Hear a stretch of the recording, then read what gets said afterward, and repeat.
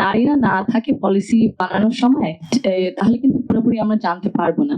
এই জন্য political participation খুবই জরুরি। এত কিছু যে আমরা বলেছি, আমরা যদি সুযোগ না পাই, এরকম পলিটিক্যাল অ্যাক্সেস যদি না পাই, এই ফাইন্যান্সিয়াল অ্যাক্সেস যদি না পাই, এই সি সুইট অ্যাক্সেস যদি না পাই, তখন কিন্তু মানে এই যে পলিসিজ ইমপ্লিমেন্টেশন, যে আচ্ছা ঠিক আছে আমাদের দৃষ্টিভঙ্গি কি, আমরা যে পার্সপেক্টিভ দিয়ে কাজ করব, ওইগুলো কিন্তু হয় না। আপনি যে বললেন সুন্দরভাবে যে আচ্ছা ঠিক আছে তাহলে রোড ম্যাপটা কি, এগুলো কিভাবে হবে, যদি নারীরা না থাকে পলিসি বানানোর সময় তাহলে কিন্তু পুরোপুরি আমরা জানতে পারবো না। এই জন্য পলিটিক্যাল পার্টিসিপেশন খুবই জরুরি। I definitely agri.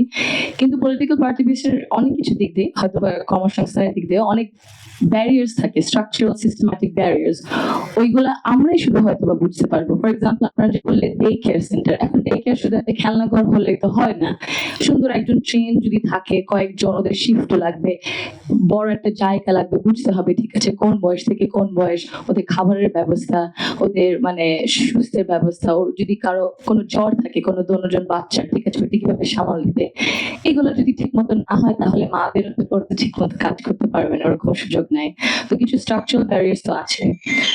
পলিটিক্সের মধ্যে, রাজনীতির মধ্যে আমরা যেটা দেখতে পারি, মানে প্রথম থেকে যদি আমরা দেখি, একটা আপনারা খুব সুন্দরভাবে কিছুজন বলেছেন যে ও মামা আপা, মেহমা আপা, আপনারা তো মানে নিজ থেকে অনেক বড় মানে স্টুডেন্ট লিডার্স, ভেরি ইমপ্রেসিভ। এখন আপনাদের মধ্যে অনেক আছে নিশ্চয়ই, আপনারা তো ওদের সাথেও নিশ্চয়ই কাজ করেছেন।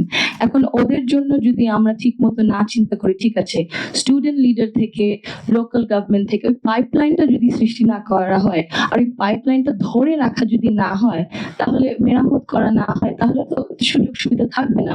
ওরকম ভালো ভালো নেত্রীদের ওরকম আমরা সুযোগ দিতে পারবো না।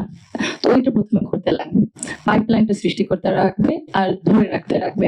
নারী নিরাপত্তার দিক থেকে, in terms of cyber bullying আর ফিজিক্যাল অলসো সেফটি, যদি কোডস অফ কন্ডাক্টস থাকে প্রতিটা পলিটিক্যাল পার্টির, যে আচ্ছা ঠিক আছে যে মানে আমাদের আইন তো আছে, কিন্তু পলিটিক্যাল পার্টির দায়িত্ব নিতে হবে, দায়িত্ব যে কোড অফ কন্ডাক্ট সেফটির দিক থেকে, যদি কোনো নারী নেত্রী, স্টুডেন্ট লিডার্স কোনো কিছু হয়, তাহলে ওরা ওদের মানে এই লিগাল নাহলে কোড অফ কন্ডাক্টের মধ্যে, ঠিক আছে ভিতরেও যদি কিছু হয়, আমরা দায়িত্বটা নিব যে আমরা ওনাকে প্রোটেক্ট করবো, ওনার পাশে থাকবো, ওনার পাশে দাঁড়িয়ে থাকবো, ছেড়ে দেবো না।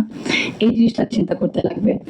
এবং ইনভেস্টমেন্টটা, আপনারা কয়েকজন বলেছেন ইনভেস্টমেন্টটা বারবার, শুধু একবার দুইবার করলে হবে না, আমাদের বারবার ইনভেস্ট করতে লাগবে। অ্যাগেন ইকুইটির ব্যাপারে যে বললাম, বৈষম্যটা আছে, এর জন্য আরো চেষ্টা করতে হবে, ইনভেস্ট করতে লাগবে। আপনার যে এত সুন্দরভাবে কথা বলেছেন, আপনাদের সাথে মানে একসাথে হয়ে যদি ইনভেস্ট করা যায়, পলিটিক্যাল পার্টিস যদি একটু more open to collaborating with civil society, with intellectuals, এত মানে মুক্তিযোদ্ধাদের সাথে, শিক্ষকদের সাথে, স্টুডেন্টসদের সাথে, লয়ার্সদের সাথে, তাহলে আমার মনে হয় মানে আমরা সুন্দর একটা দেশ হয়তো গড়ে তুলতে পারবো।